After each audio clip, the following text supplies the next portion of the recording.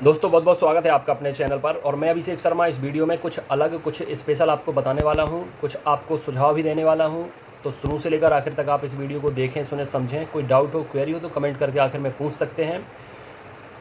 Basically ये जो video बनाया गया है ये इसलिए बनाया गया है ताकि एग्ज़ाम के बाद जो आप परेशान होते हैं, सड़कों पर आते हैं, आंदोलन करते हैं, हो हल्ला करते हैं, वो ना करना पड़े। अगर समय रहते आप चेत जाते हैं तो ये सारी चीज़ें आपको नहीं करनी पड़ती हैं जो मध्य प्रदेश में हर एग्ज़ाम के बाद करनी पड़ती हैं। और फिर होता क्या है, एग्ज़ाम होने के बाद स्टूडेंट दो कैटेगरी में डिवाइड हो जाते हैं। एक होते हैं सिलेक्टेड और एक होते हैं रिजेक्टेड, जिनका सिलेक्शन होता है, और दूसरे जिनका सिलेक्शन कुछ नंबर से, कुछ पॉइंट से नहीं हो पाता। और उसके बाद जब एग्ज़ाम का एनालिसिस किया जाता है तो उसमें गड़बड़ियाँ सामने आती हैं। आपके सामने तरोताज़ा एग्ज़ाम्पल है एमपी पटवारी का। तरोताज़ा मैं इसलिए कह रहा हूँ क्योंकि हर एग्ज़ाम में घोटाले, गड़बड़ियाँ, धांधली एमपी में ये बिल्कुल नेचर बन गया है, समझ लो। अभी मैं आपको एक एक चीज़ के बारे में बताऊँगा।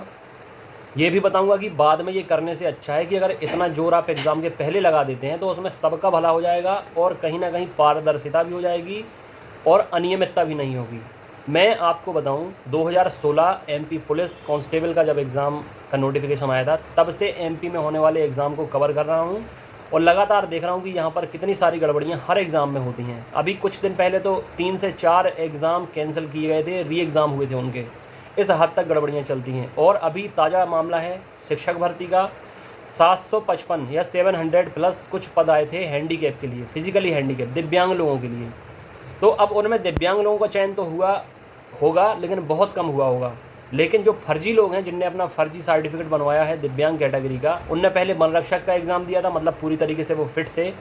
उसके बाद फिर आप उनने टीचर एग्ज़ाम भी दिया है, पटवारी एग्ज़ाम भी दिया है, तो उसमें उनने हैंडीकैप का सर्टिफिकेट लगाया है और उसमें शिक्षक भर्ती में वो ज्वाइनिंग भी पा चुके थे। लेकिन मामला जब उठा, बहुत सारे लोगों ने उठाया, जान परिचित के लोगों ने बताया जिनका सिलेक्शन नहीं हुआ कि भाई ये तो बहुत फिट हैं, एकदम ओके हैं, उसके बावजूद भी ये हैंडीकैप कोटे से इनका सिलेक्शन हुआ है। तो धीरे धीरे जब चीज़ें खुली तो पता चला एक नहीं 700 से ज़्यादा पदों पर फर्जी तरीके से सर्टिफिकेट बनाकर दिव्यांग जॉब पा चुके हैं। सरकार, गवर्नमेंट के जब संज्ञान में ये चीज़ आई तो उनने फिर सभी को एक तरफ से निकाल दिया। अब उसमें होता क्या है कि गेहूं के साथ साथ घुन भी पिस जाता है। तो अब उसमें हुआ क्या है कि जितने सही कैंडिडेट हैं, जो जेन्युइन डिज़र्व करते हैं जॉब पाना, जिनने अपनी मेहनत के बलबूते जॉब पाई है, उन्हें भी बाहर कर दिया गया। अब फिर से नए सिरे से जांच होगी। तो शिक्षक भर्ती का बता दिया, पटवारी का भी सामने आपके चल ही रहा है कि जो टॉपर्स हैं 10 में से 7 से 8 टॉपर्स ऐसे हैं जिनने रिकॉर्ड तोड़ स्कोर किया है। और इसके साथ साथ अगर उनसे सिंपल बेसिक से क्वेश्चन पूछे जाते हैं तो उनसे बन नहीं रहे हैं। तो फिर इतना कठिन पेपर इतने कम टाइम में उनने पूरा सॉल्व कैसे कर दिया। और सबसे बड़ी बात, ऐसे क्वेश्चन जो पीईबी ने सबके लिए गलत माने हैं, अपना अलग से आंसर दिया है, वो सही आंसर उनके पास पहले से पहुंच गया था। जो स्टूडेंट टॉप किए, 10 में से अगर 7 टॉपर आ सकते हैं तो सोचिए 9000 वैकेंसी में कितने सारे स्टूडेंट का फर्जी तरीके से सिलेक्शन हुआ होगा। ये सिर्फ एक एग्ज़ाम की बात नहीं कर रहा हूँ, हर एग्ज़ाम में। एमपी पुलिस में भी घोटालेबाजी हुई थी। ये सब हर एग्ज़ाम में ये नाटक होता है, लेकिन सिर्फ एमपी में ही होता है। पहली चीज़ तो ये, अब मैं मुद्दे की आपको बात बताऊँ कि करना क्या है, किन किन चीज़ों का आपको ध्यान रखना है जो आपके दिमाग में अभी नहीं है। पहली चीज़, अदर स्टेट में, चाहे राजस्थान हो, छत्तीसगढ़ हो, उत्तर प्रदेश हो, बिहार हो, देखिए घोटाले हर जगह होते हैं। लेकिन जिस तरीके के उच्च स्तर के घोटाले, व्यापम घोटाला तक मध्य प्रदेश में हो चुका, ऐसा घोटाला आस पड़ोस के राज्यों में नहीं हुआ है। तो सबसे पहले तो ये जो ऑनलाइन एग्ज़ाम करा रहे हैं, ये सरकार की बात करें या पीईबी या ईएसबी बोर्ड की बात करें, ये सिर्फ और सिर्फ अपनी सहूलियत, अपने फ़ायदे के लिए ऑनलाइन एग्ज़ाम कराते हैं, पहली चीज़। दूसरी चीज़, ऑनलाइन एग्ज़ाम में नॉर्मलाइजेशन होता है, अलग अलग शिफ्ट में पेपर होते हैं। तो नॉर्मलाइजेशन की आड़ में ये खेल खेलते हैं, गलत प्रश्न जानबूझकर पीईबी देता है। मैं जब से ऑनलाइन एग्ज़ाम होना शुरू हुए तब से देखता हूँ ये हर एग्ज़ाम, हर शिफ्ट में ये गलत प्रश्न इसलिए देते हैं क्योंकि जो स्टूडेंट पढ़कर जाएंगे, जो जेन्युइन प्रिपरेशन कर जाएंगे, उनसे बनने वाले सभी क्वेश्चन बन जाएंगे, तो उन्हें फेयर तरीके से जॉब मिल जाएगी। लेकिन इनने जिनसे पैसे लिए हैं या सेटिंग करके ये जिनकी जॉब दिलाएंगे, उन्हें फिर जॉब नहीं मिल पाएगी। ये हर एग्ज़ाम में गलत क्वेश्चन इसलिए डालते हैं क्योंकि गलत क्वेश्चन का आंसर भी ये गलत देते हैं। अभी इनने निकाला था नर्मदा कहाँ से निकलती है, पटवारी के एग्ज़ाम में। एक एग्जाम्पल बता रहा हूँ, पटवारी एग्ज़ाम में इनने क्वेश्चन दिया था नर्मदा नदी का उद्गम स्थल क्या है या कहाँ से निकलती हैं। तो उनका सही आंसर था सभी का, भाई पढ़ने वाले तो सही पढ़ेंगे, गलत तो पढ़ेंगे नहीं। जितने प्रिपरेशन करने वाले स्टूडेंट थे, जितने कोचिंग संस्थान थे, इंस्टीट्यूट थे, नोट्स थे, टेस्ट थे, हर जगह था अमरकंटक से निकलती है। लेकिन ईएसबी ने दिया था कि भोपाल से निकलती है। इसलिए दिया था क्योंकि ये सही क्वेश्चन तो सबसे सही बन जाएगा, तो फिर उनके पास क्या रहेगा, तो उनने माना कि नर्मदा नदी कहाँ से निकलती है, भोपाल से। अब भोपाल किसने सही लगाया होगा, उन्हीं ने जिनको इनने अपनी आंसर शीट पहले से दे दी होगी या आंसर बता दिया होगा कि इसका तुम्हें ये लगाना है क्योंकि हम इसका सही आंसर ये मानेंगे, तो इससे तुम्हें 1 नंबर मिल जाएगा, और जो बनने वाले स्टूडेंट हैं जिनने सही किया उनका 1 नंबर कट जाएगा। तो ऐसे 10 से 15 क्वेश्चन ये अपने लिए बचा के रखते हैं, गलत क्वेश्चन जानबूझकर डाले जाते हैं ताकि कम से कम 10-15 क्वेश्चन का मार्जिन तो उनके हाथ में रहेगा। पढ़ने वाले स्टूडेंट के 10-15 क्वेश्चन तो हम गलत निकाल ही देंगे अपने तरफ से, तो वो कहीं ना कहीं बाहर होगा, और 10-15 क्वेश्चन हम सही मान लेंगे उसके जिसको हमने आंसर शीट दे दी है, तो उस 10-15 नंबर का डिफरेंस बहुत हो जाता है, जबकि पटवारी में तो पॉइंट से बच्चे बाहर हुए हैं। तो ये चीज़ आपको पता नहीं होगी जो मैंने आपको एनालिसिस करके इस वीडियो में बताई है कि गलत प्रश्न इत्तेफाक से नहीं डलते हैं, क्योंकि इतना बड़ा बोर्ड है, इतनी बड़ी संस्था है, अगर कोई बड़ा एग्जाम कंडक्ट कराती है तो पेपर सेट करने के पहले कम से कम 4 से 5 बार उसकी टेस्टिंग की जानी चाहिए कि कोई क्वेश्चन गलत तो नहीं है। लेकिन गलत क्वेश्चन डाले ही जानबूझकर जाते हैं ताकि सेटिंग पैसे लेने वालों का फ़ायदा हो सके। अब इसके बाद हर जगह जब रिजल्ट आ जाते हैं अदर स्टेट में, जैसे आज एग्ज़ाम हुआ, महीने 1.5 महीने बाद रिजल्ट आ जाता है, तो एमपी में तो 1.5 महीने 2 महीने तक एग्ज़ाम ही चलते रहते हैं, फिर उसके 2-3 महीने बाद रिजल्ट आता है। वैकेंसीज आने में देरी, एग्ज़ाम कराने में देरी, रिजल्ट देने में देरी, और फिर रिजल्ट के बाद इनकी पोल खुल जाती है, इनकी कारस्तानी खुल जाती है। देखिए, मुद्दे की बात यह है कि आपका हो रहा है सिर्फ इस्तेमाल, आपको यूज़ किया जा रहा है अपने फ़ायदे के लिए। ईएसबी हो, जो पहले व्यापम था, फिर पीईबी हुआ, फिर ईएसबी हुआ, इनकी कार्य पद्धति पर जो कार्य प्रणाली है उसमें कोई चेंज नहीं हुआ है, घोटाले बराबर प्रॉपर चल ही रहे हैं। आप लोगों का इस्तेमाल होता है खजाना भरने के लिए। अभी एक रिपोर्ट आई थी, उसमें पता चला होगा आप सबको, 700 करोड़ से ज़्यादा इनके पास पूंजी हो गई है फॉर्म भरा कर पिछले 5-6 साल में, और 250 करोड़ इन्हें उसका ब्याज मिला है। तो अब समझ लीजिए कि इनके पास कितना पैसा है जो सिर्फ और सिर्फ आप लोगों के द्वारा दिया गया है। और फ्रंट की खिड़की से फॉर्म भराते हैं, लाखों रुपए आपसे कमाते हैं फॉर्म भरा कर, और पीछे की खिड़की से पैसे लेके जॉब दे देते हैं, तो वहाँ से भी पैसा मिलता है इन्हें और आगे से भी पैसा मिलता है इन्हें। ऑनलाइन एग्ज़ाम कराते हैं अपने फ़ायदे के लिए। सबसे बड़ी बात, एग्ज़ाम फॉर्म भरने में पूछा जाता है कि आपको कौन सा सेंटर चाहिए या प्रेफरेंस क्या देंगे आप, तो आप अपने हिसाब से, सहूलियत के हिसाब से प्रेफरेंस देते हैं, लेकिन उसका कोई मतलब नहीं होता। ये अपनी सुविधा के हिसाब से आपको सेंटर देंगे, क्योंकि इनने पहले से डिसाइड कर लिया है कि किस कॉलेज में हमें अपनी सेटिंग वाले बच्चों को बिठाना है, वहाँ किसी और का हमें नहीं देना है एग्ज़ाम सेंटर।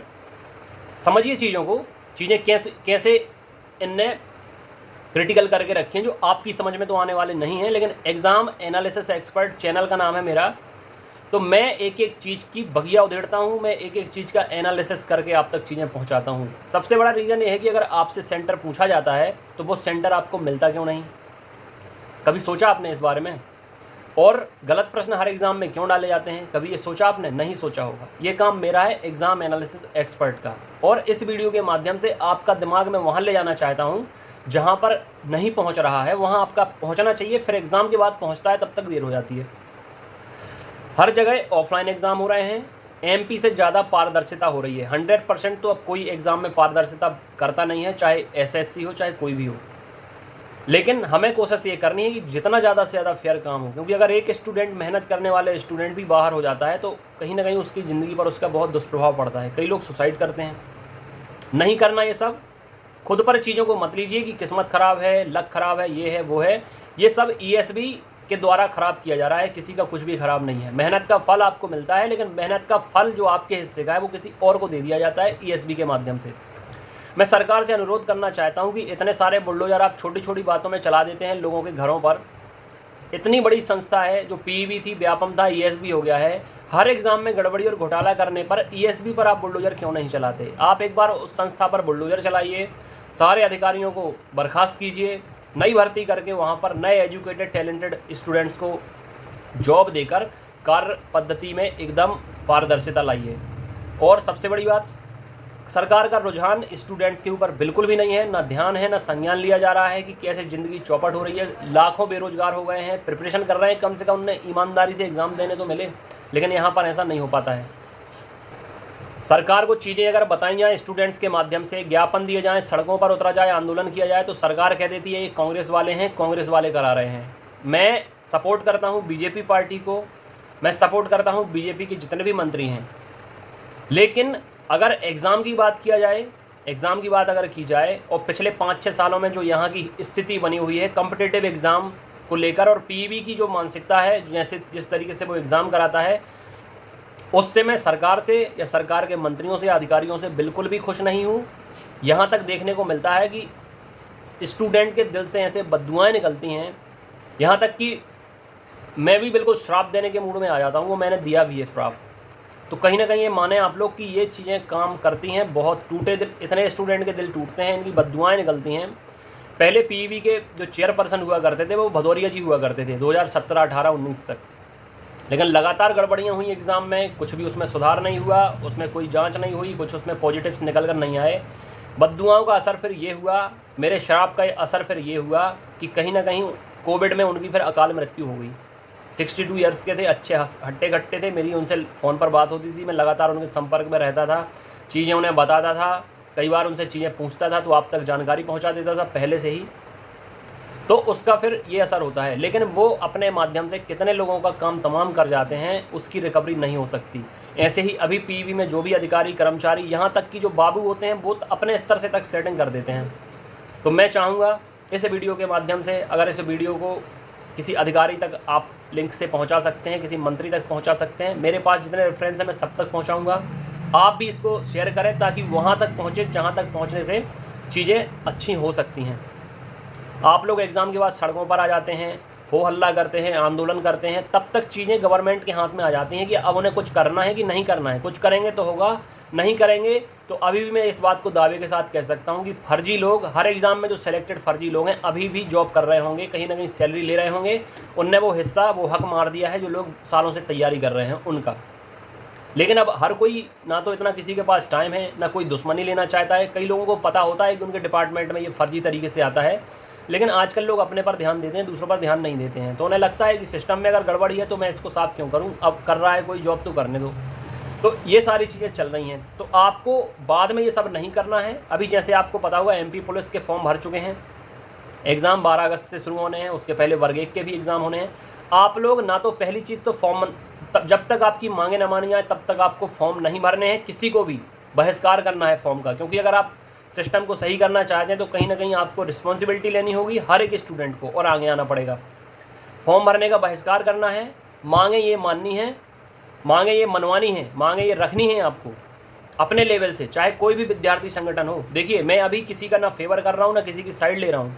मैं स्टूडेंट का फेवर कर रहा हूँ, स्टूडेंट की साइड ले रहा हूँ। तो जितने भी छात्र संघ हैं, यूनियन है, संगठन है, मेंटर है, टीचर हैं, मांगों को रखें, एक आवेदन बनाएं, उसमें जितनी भी मांगे हैं वो रखें। मेरी जो मांगे हैं जो सिस्टम को दुरुस्त कर सकती हैं उनको मैं बता रहा हूँ।